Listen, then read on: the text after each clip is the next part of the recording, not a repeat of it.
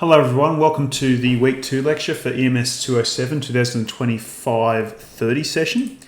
So we really only have one thing on the agenda this week, and that is the Science and Technology syllabus.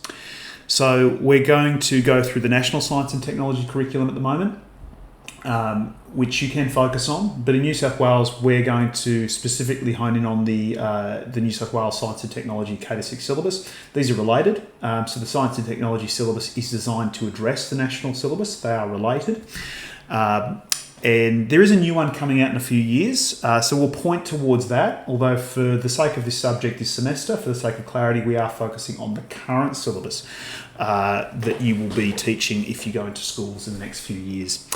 Cross-curricular integration will be discussed as well, briefly, and how that might look in your assessment tasks. So we will touch on some of the other syllabus documents and what they look like, but this could be something that you interrogate more deeply in your group work. We'll have a little syllabus brainstorm activity, and then talk about what the preparation will be like for the Week 2 tutorials. So let's start, of course, here with the Australian curriculum. So it sets the baseline expectations for what all students should be taught regardless of background. So generally speaking, education is the responsibility of the states and territories, but we do of course have a uniform curriculum in Australia, making sure there are basic standards here. For the sake of science, this isn't too controversial. So whether you go back to older syllabus documents, the current one or the one to come, you will find that what science is, how it's engaged with, how the technology aspects move, will at their core be quite similar. There will be structural changes, slight things will change, but we're still looking at biology, physics, chemistry, and astronomy, geology, those sorts of things. Living world, material world, earth and space, and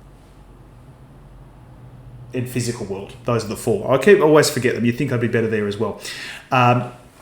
But it ensures students have access to the same content, so we don't have disadvantages where students get completely different experiences depending on the states and jurisdictions they're in, and they ensure that there's a consistent national standard. And this national standard that the Australian curriculum sets is the basis upon which schools and teachers make decisions. So schools and teachers are responsible for the organisation of the learning, and they choose the contexts and the approaches that meet their students' needs. So think of the curriculum as telling you where the destination is, but it is the teachers and the schools that determine the travel plan to get there, where the stops are, what paths to take, when to get supplies, those sorts of things. Perhaps a stretched metaphor in a sense, but there is agency.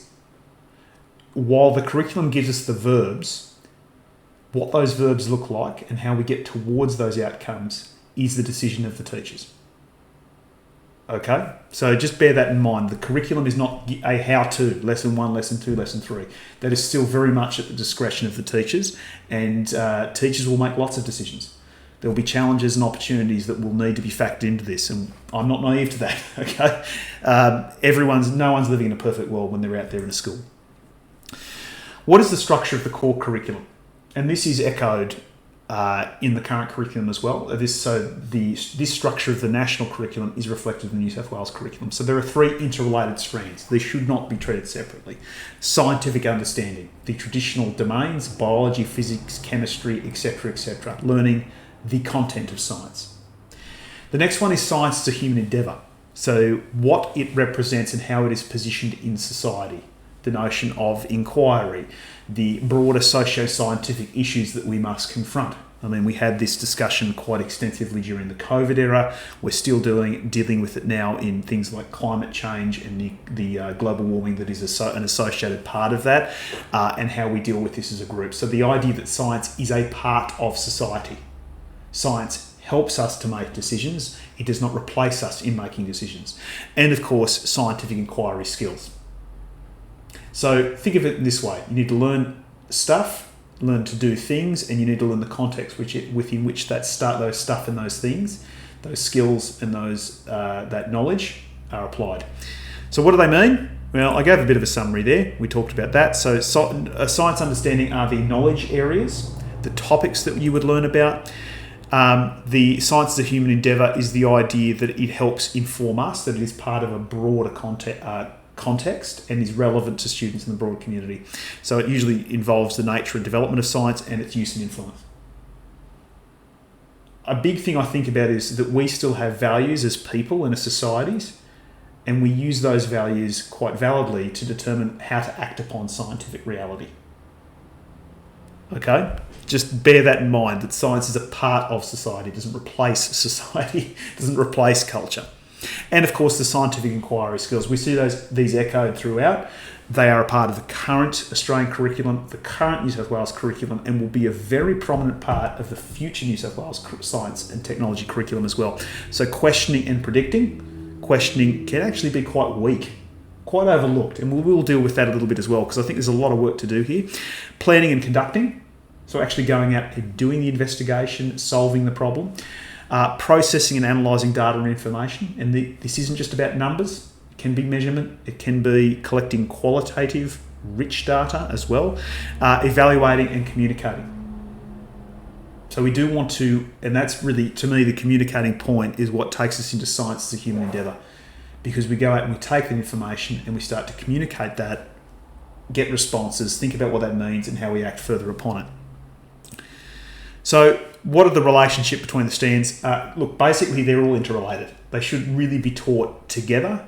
They should not be taught separately. That would be to kind of undermine the nature of science in and of itself, really. So you can click on that link there to learn more about it, but it's mostly captured here as well.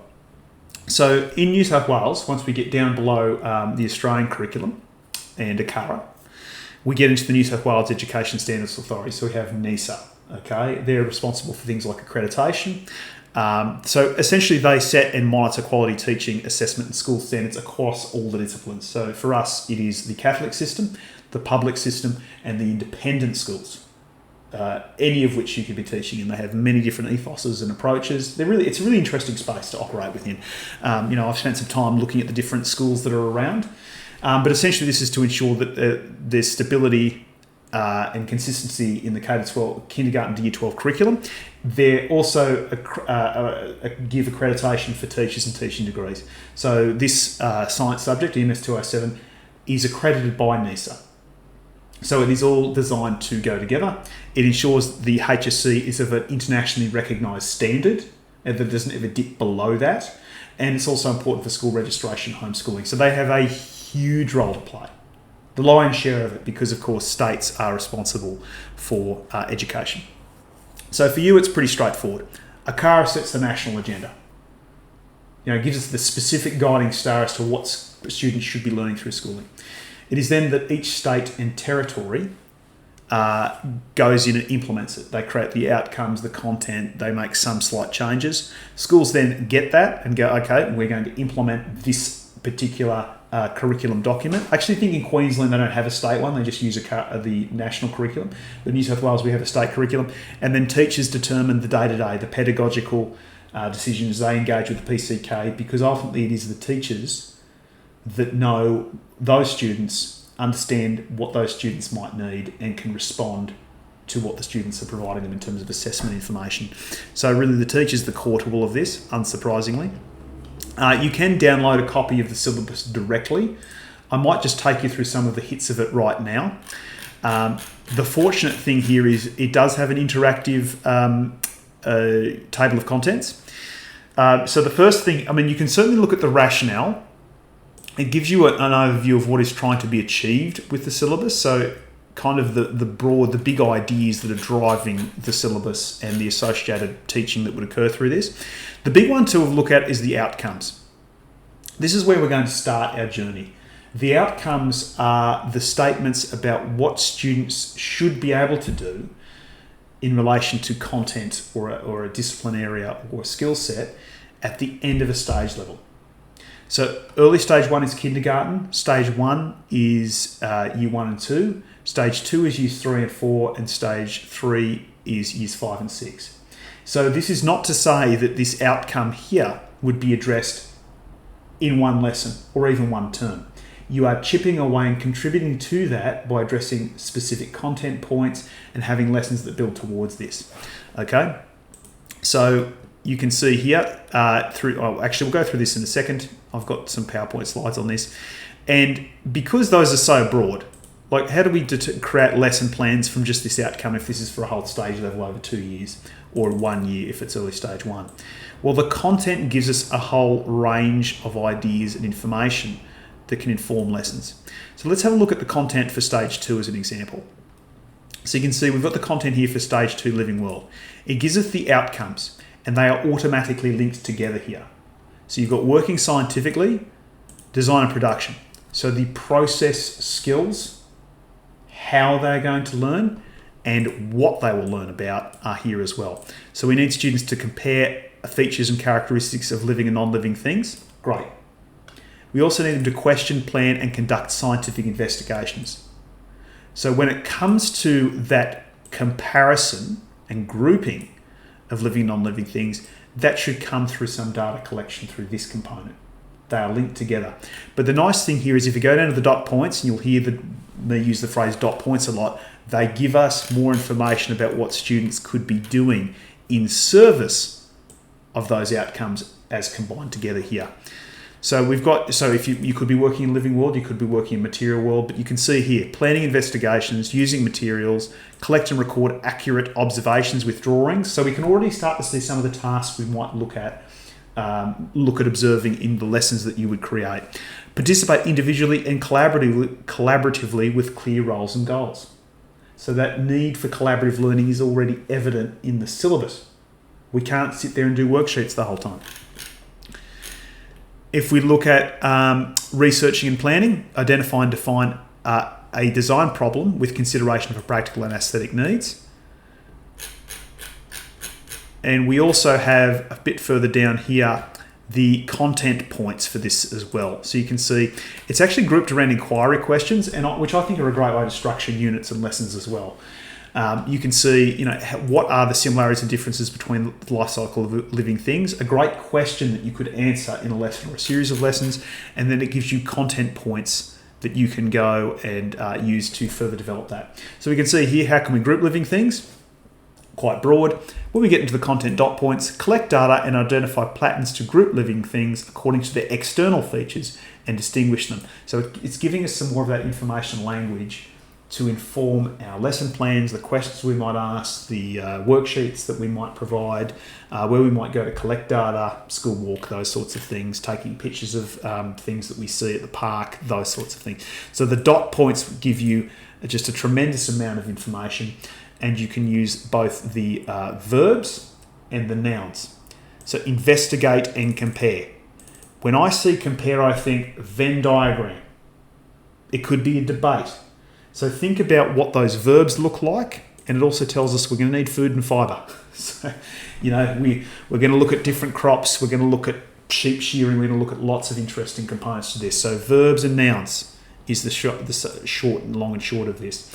But we'll get more into that in the tutorials, and we'll progress now. So I'm just checking the recording to make sure it's still going. So you'll see this version. This one's from 2017. There is a new one coming. There is still relatively sparse information about that. It is starting to roll out. I've heard. I think they started some launch stuff last year, but for the moment we're going to stick with the current one. But there is a link to the new one if you'd like to look ahead as well.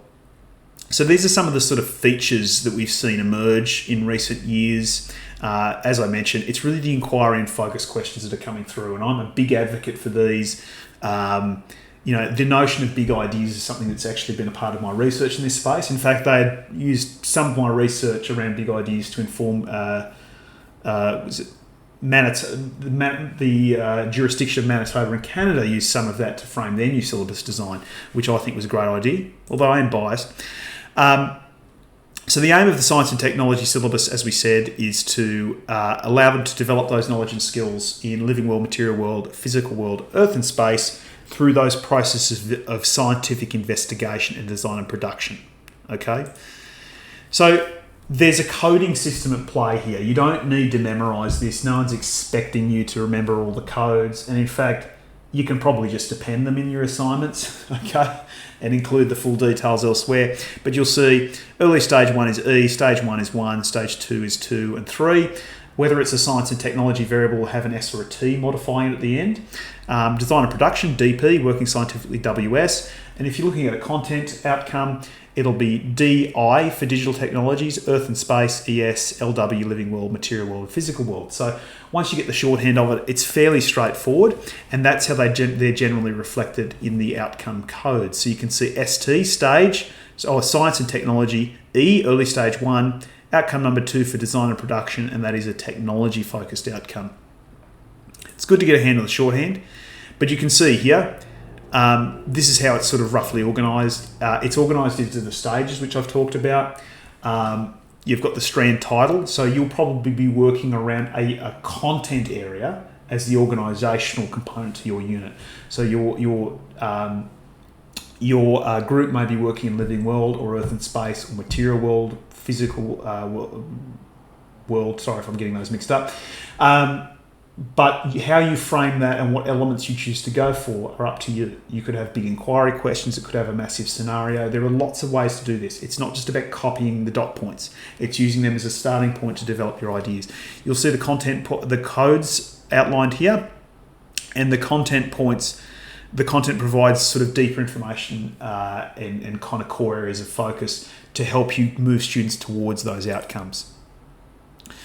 So ultimately, you'll be using the skills focuses here to determine how they'll be investigating and collecting data and doing those sorts of things. So they give us a sense of the pedagogies we'll need, and the content gives us, for the knowledge and understanding strands, gives us a sense of the content within those investigations. So how we're learning and what we're learning about, okay? Skills that we need and what we'll be getting through those skills, okay? There are cross-curricular connections here, little examples of, cross-curricular priorities, design, different forms of thinking opportunities, but we will cover those in later weeks because there's a lot of material here as well. If you do want to look up specific skills, here's the summary of them, but they're worth looking at as well. We will interrogate them a bit in the tutorials. You will need to go through the working scientifically processes. They are developed through the stage level, so you'll have questioning and predicting, as we talked about, planning, conducting, processing and analysing data, and communicating. So if you're going through an investigation, it's useful to see if those skills are being developed and scaffolded throughout. And we'll try to help you develop those as we go through as well. And then, of course, you've got design and production, identifying, defining, researching and planning, producing and implementing, and testing and evaluating. Not all lessons and not all parts of the unit will have all of these simultaneously. It's not reasonable. So what you might be doing as an individual will be part of this or contributing to something and developing that skill iteratively. So you don't just do questioning, call it a day in early stage 1 and never come back to it. We come back to and develop these skills and add more sophistication throughout as we go through. So we've talked about those objectives. I've kind of beat myself to that. I've talked about that as well. But you can see, I've got these in here to kind of show you how these skills develop over time and how they become more complex. Because, the working scientifically skills sort of project us through the stage levels. Obviously, what is happening in early stage 1 is less sophisticated than what is expected in stage 3 with 11 and 12-year-olds.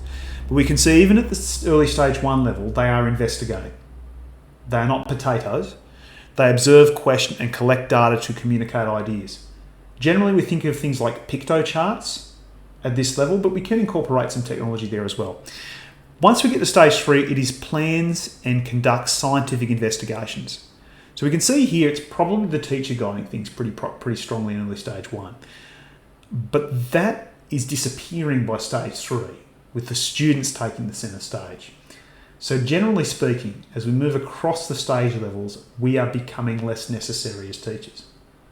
Not unnecessary, clearly, but less necessary. They become more independent, ideally.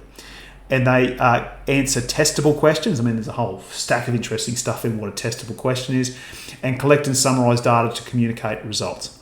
So here, ideas, results. So verbs and nouns. Get a tattoo, verbs and nouns, and you will remember forever how to interrogate a syllabus. I won't go into the details of this, but you can see that same sort of structure of simple to complex and the alignment across the stages emerging in the syllabus summaries. But we will interrogate that more. I don't want this to go on forever. It is worth looking at here the strand summaries. So the living world is exploring living things and their needs.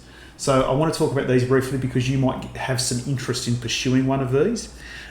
Food and fibre and human produced or harvested resources used to directly sustain human life and are produced in managed environments. So human cultivation, humans impacting the environment is a part of the living world aspect. Material world explores the characteristics and observable properties of substances and materials. Sounds boring, hugely relevant. We can be looking at the movement of electricity. You can look at insulation, houses. I mean, I looked at rust of all things when I was in your position. How many years ago was that? 15. Been here a while now. Changes of state, chemical combinations, those sorts of things can be really hands-on, and you can link it to lots of other interesting topics, problems, scenarios, because it tends to fit into everything. Digital technologies is something we'll explore later on. Physical world is about how way objects move and explore. So even something, transfer of energy. So even something like looking at Hot Wheel cars and how they can move along a track and how you can design a marble run. These kinds of ideas, simple play-based things, can be a really interesting part of physical world, like skateboards and stuff like that. So yeah, then we've got the physical world, light, heat and sound. Music tends to come into this quite heavily. We can do cooking aspects are often quite prominent. Light kind of ideas, sundials, we often see those. And then of course Earth and space, which is the Earth's dynamic structure and its place in the universe. So this is where we move away from living things and we look at things like outer space, astronomy, and of course things like the tectonic plates. Natural disasters tend to come into this as well. And that's pretty interesting because we can look at natural disasters and material world and how we design houses, for example, or design communities that are resilient to natural disasters. So these things can link together. So if you see a link, pursue it and you will be rewarded. We won't go through all of these. So inquiry questions are important, and these could be a way to frame how you will organise your group unit outlines. Because you could simply, look, it's easy enough to go and find content points from the syllabus and go, all right, you've got a lesson on content point 1, 2, 3, 4, 5. But if you can find a way to make the purpose of the learning clearer and more coherent for the students through a big idea or a question, that would be beneficial not just for the learning, but probably for your assessment mark as well. So a big idea, these are the ideas which the students will most probably be able to relate to in their everyday lives. We've got some content on that coming up. Harlan's big ideas are a big one, where you can use them kind of almost in a mantric way where you can keep returning to these ideas to keep students focused. Because what we ultimately like is when a young person gets in the back of the car, is talking to mum, dad or guardian at the end of the day, and they say, look, what did you do today in class? And they go, I don't know, pretty tired, blew something up. We might get a better answer if we can kind of return to this question. We answered a question. We played with the big idea, because that helps students to connect this to long-term memory, connect it to schema. There's a reason people like lecturers like me are always repeating the same ideas. There's a reason politicians repeat short quotes, because that idea of repetition and having a core principle helps people to internalise these messages more effectively. But these are already in the syllabus. Take advantage of them, change them, adapt them, tweak them for your context. You have that right as an educator to play around with that. We also have values and attitudes here as well, and these sort of reflect science as a human endeavour, although in this current iteration of the syllabus, they've moved away from assessing them, which is fair enough, because how do you assess them? How do you assess people's values? But it's sort of valuing the importance and contribution of science and technology. Marie Curie and pasteurised milk. Simple thing, heating it up, killing those germs, acknowledging how things spread, and effectively stopping the spread of many bacteria in milk and creating better health outcomes for people. Even things like vaccines that were originally developed in the 1700s. This idea of incorporating a weakened or dead version of a virus so that the immune system can become familiar with it and know how to fight it. A brilliant concept that has saved countless human lives. So we want to appreciate those ideas. We want it to become a theme in our teaching. Look at sources of information, critiquing sources of information, the whole fake news phenomenon. Lots of really interesting ideas. Fortunately, you don't have to be formally assessed on them, because I don't know how you assess personal values, to be honest. We also have thinking skills in the syllabus. We'll go into these more often, but we want things like computational thinking, which is breaking a phenomenon down into its composite parts and looking at how they relate together. We'll do entire lectures on that, don't worry about it. Scientific thinking, systems thinking, the idea of interrelation, complexity, that sort of stuff. They do tend to overlap. But if you want the long and short of it, computational thinking occurs where a problem is analysed and solved. So it can be solved. This involves organising data, breaking down problems, interpreting patterns, and designing algorithms to solve problems. So, for example, I'm going to use baseball. I don't know why baseball, but I'll choose to use baseball. They generally keep track of the number of pitches a pitcher throws, and they have worked out that at a certain point, pitching effectiveness declines dramatically after about sort of 90 pitches. Could be wrong. And so they see that and go, okay, well, here's a new rule we've created for ourselves. So we can do this in any context. You can do it with sports and a whole bunch of other areas as well. Design thinking occurs when a need or opportunity is identified and a design solution is developed. And it considers broader context as well. These can be used to understand a problem, generate ideas, and refine solutions. So there are overlaps between them. Scientific thinking, I mean, that's basically working scientifically. We've covered that. And the other one with systems thinking is an understanding of how related objects or components interact with each other to influence one another in a system. We can even see a natural link with that in the physical world, where we look at the transfer of energy as energy is transferred from food to heat to movement, etc., in people. Sankey diagrams are good for that. Let's move. I've talked about the outcomes. I've talked about the skills focus. You can go and check those out if you would like to do so. What you can do is write indicators which form the assessment. So when you look at the outcomes and content, you might ask yourself, what does that look like in my classroom? What will a student in my classroom be saying, doing, or otherwise displaying that would show they are meeting or making progress towards that outcome? That's where you start thinking about your assessment.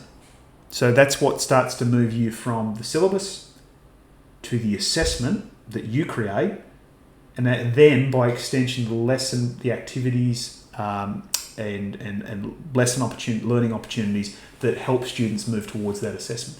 We'll talk about that in the next couple of weeks, but basically teaching is a funny thing. We start from the finish.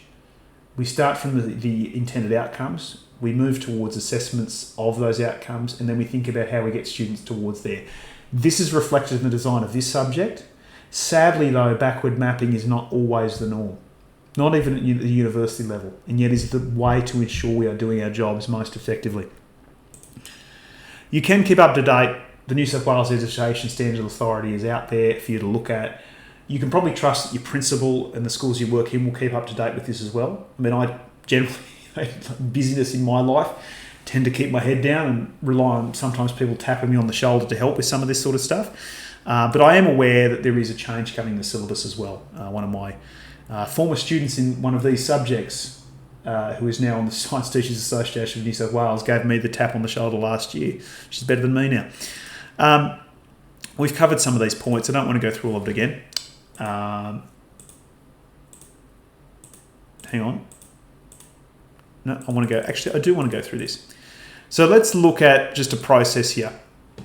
So to work through this backward mapping process, you would identify a particular inquiry question to be addressed by the unit, including skills outcomes, content outcomes, and working towards developing an attitude. So you have a question like this: what are some of the observable materials or properties?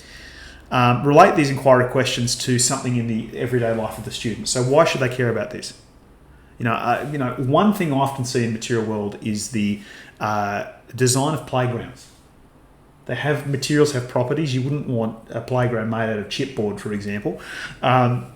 So you can take these very broad questions and think about reposing them to suit some sort of need, perhaps a made-up need, that your fictional classroom might need an answer to.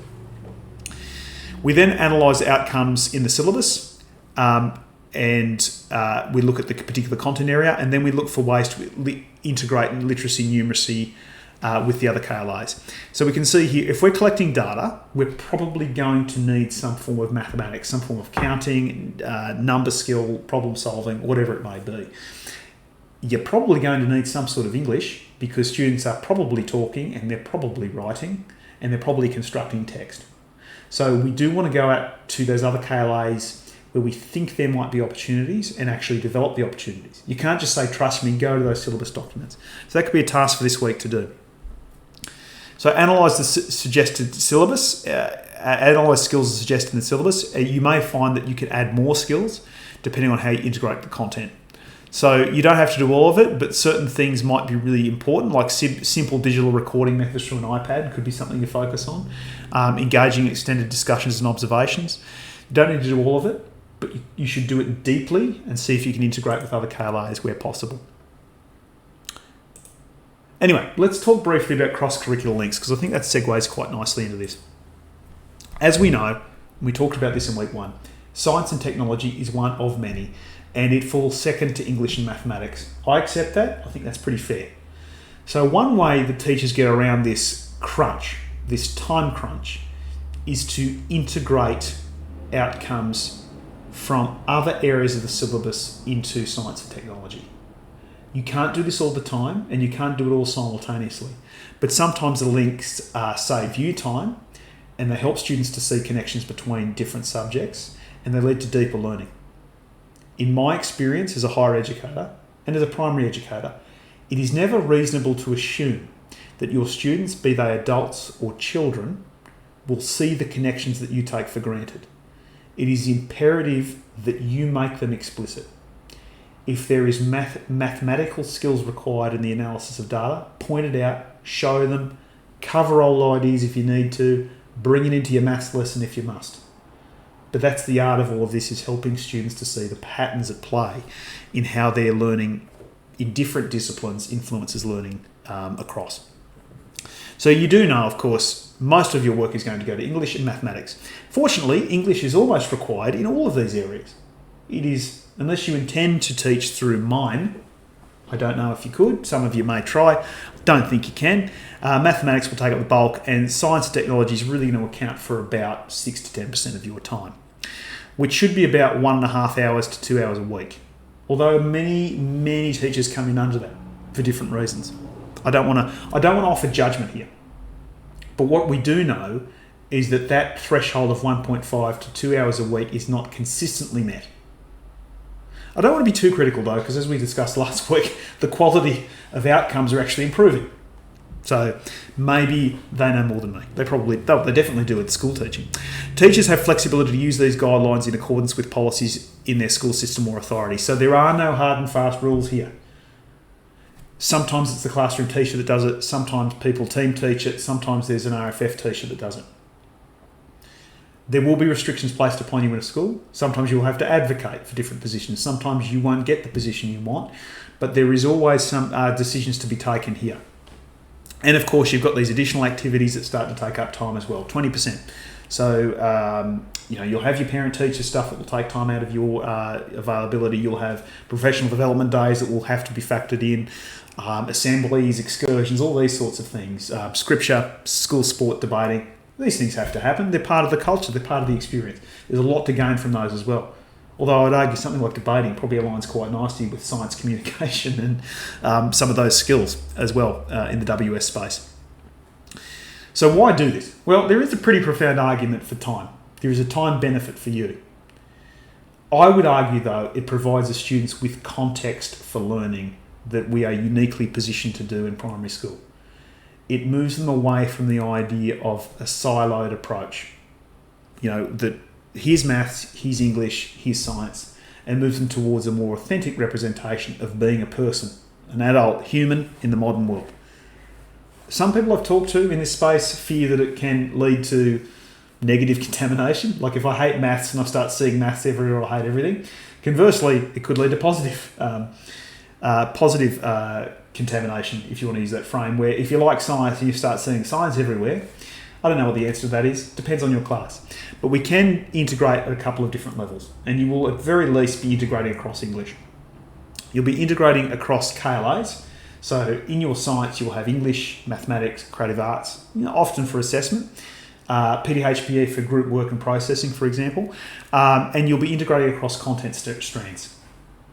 So the example I gave was looking at, looking at Earth and space, and looking at things like natural disasters and how that impacts the material properties of built environments. So Earth and space and material world coming together.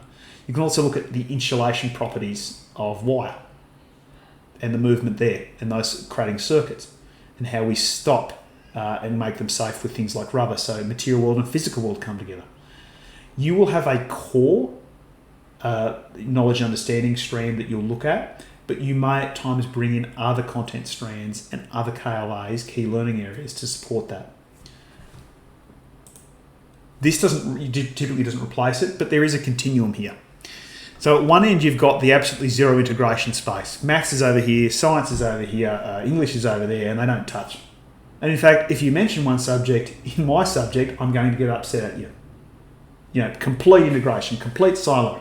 There is a movement away from this. We're moving towards STEM in some respects, and that's complex for teachers as well. The next one is correlation amongst subjects. This is where you might, as a teacher, in an emergent way, start saying, hang on, this is similar to this. Or, I remember we need this math skill, I'm going to bring this back right now. So it's kind of on the talent or the memory of the teacher.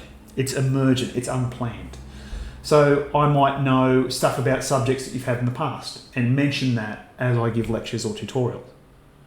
There's a thematic approach where you can bring in multiple ideas together. So your maths might be linked in with the science, and you might have spelling words that are those science words and things like that. So there's an overarching theme. We can have a practical thinking approach, which is where you're generally masking the disciplines around a problem, a question, or something like that. So, hey, we've got contamination issues at the local river. We need to investigate this and come up with a solution. Something like that, because we're going to need communication. We're going to need mathematics. We're going to need our science. We might need a bit of engineering. We might need HSIE. In fact, we're probably going to need HSIE as we engage with these topic areas. And then, of course, right at the other end, you've got there are no subjects.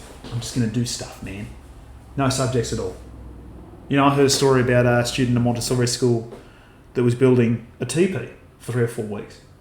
And that could be brilliant. But it is somewhat at odds with NEIS's requirement to ensure a consistent experience. So the problem is there is tension with this. They are brilliant and they lead to deep learning, but they, to some extent, cut across the grain of the curriculum and the assessment that is required. So generally, the more complex the learning, the more complex the assessment. So we can start to see that this isn't a yes-no proposition. It is a matter of scale. What works for you and that school at that point in time, and adjusting for different needs. It's a very complex profession, and I love it for that. But you can learn across the curriculum. We've got a whole bunch of things that are priorities that tend to emerge.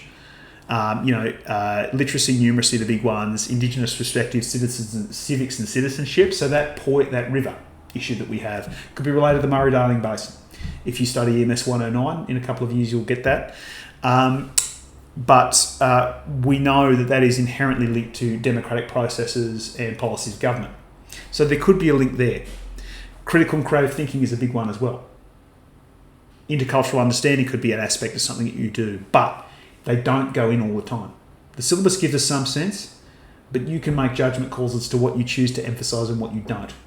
The key for all of this is depth and rigour beats out sheer number.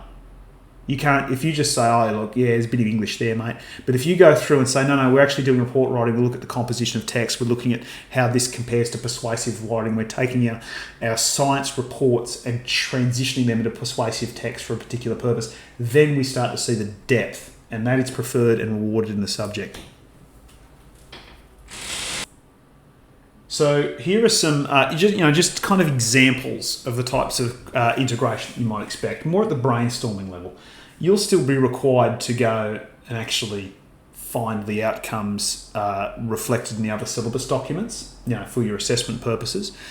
You might send different group members to different syllabus documents to find those connections and the outcomes and the content points. That's up to you and how you operate as a group. But we can start to see some of the things we might see. If we were doing something on Earth and space, phase of the moon, models and seasons, model making and seasons, we might know, we'd be looking at measurements, space and geometry, working mathematically, patterns and numbers. If we were going and creating a chart with moon phases and looking at the time of day and those sorts of things. We'd also be looking at changing continuity environments as well from HSIE. Talking, listening, reading and writing, well, good luck not having them, but we need to see how they're specifically developed in those syllabus areas. So that seems like a gimme, and it is, but do the work to make sure it's properly reflected in the language selection, how it's incorporated into your materials and those sorts of things.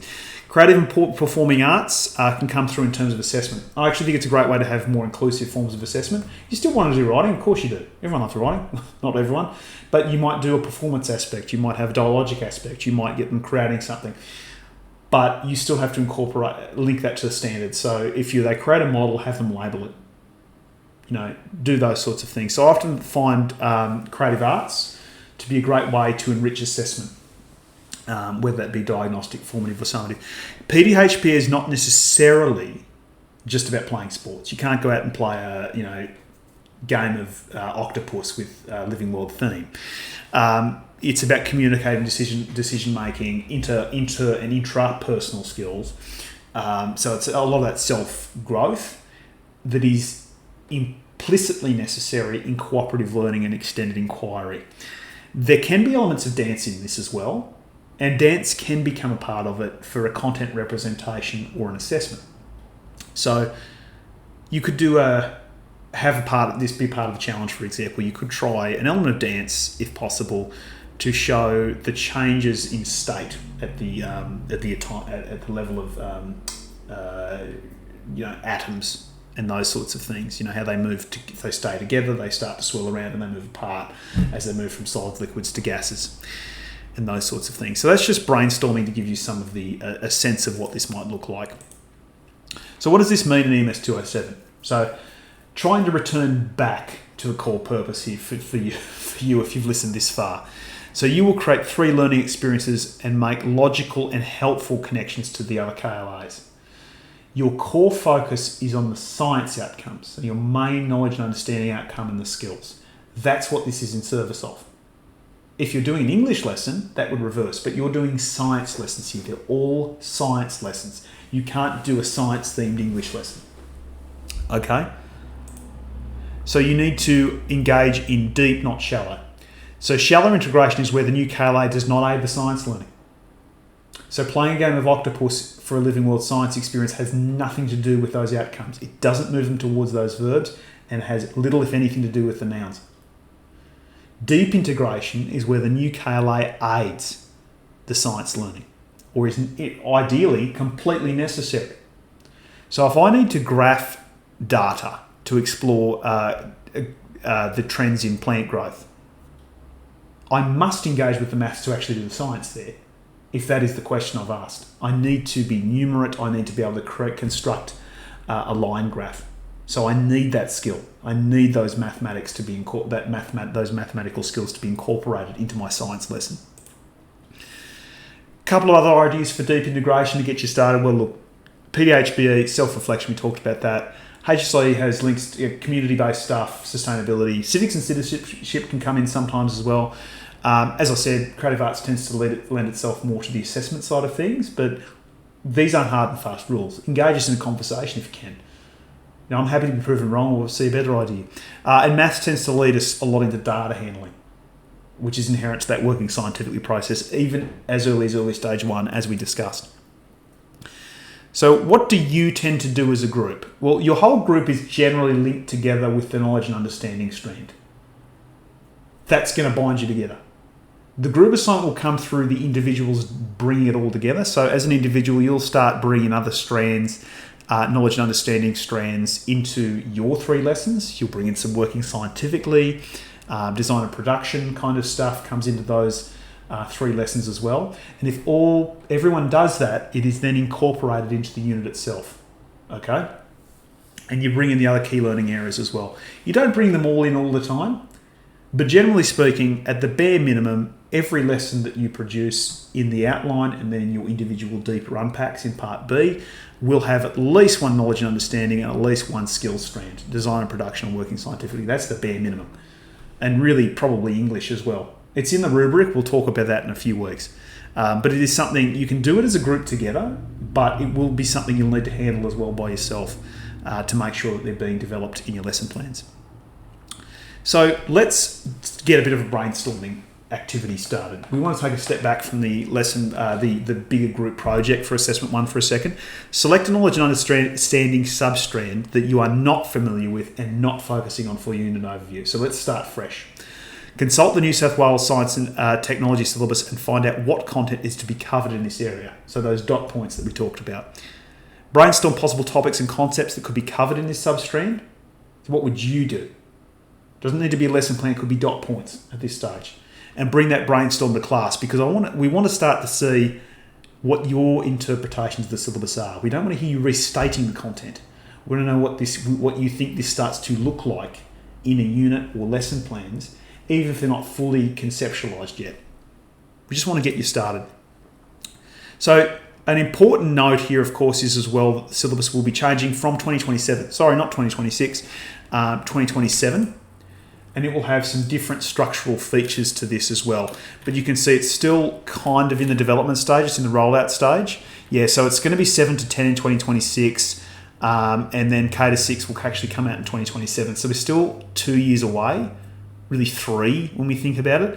But it's worth having a look at that as well. And there are some STEM resources on the way to support with this as well. So what I can tell you is that the new syllabus is moving into an extremely integrated form. So compared to this one, where living world and earth and space and physical world and material world are actually clearly separated, they are more deeply linked and integrated in the new syllabus. I'm split on this. I think there's great potential. I believe in integration, but it's also going to make it more challenging for teachers, particularly newer teachers. So my hope is that you develop the skills in this subject, and by the time that comes through, you'll be ready to take on the challenges and opportunities that new syllabus represents. I haven't had enough time with it to have a fully formed view yet, but it's something to be mindful of. But for the moment, we're sticking with the syllabus we've discussed today, just to keep it clear and simple. So what are your weekly tasks? Complete any task set by your tutor or subject coordinator. I'm the subject convener. Unless you're in Bathurst, I'm probably a bit of a distant voice. So if there's something really interesting or unique happening on your campus, I defer to your tutor's judgment. Read the following sections of Module 1. So the syllabus stuff, engaging students, inquiry questions, and support materials. Depends. Like we've gone through it here. Again, if you find my voice too rambling, check out the modules. There's no requirement to do both though, really.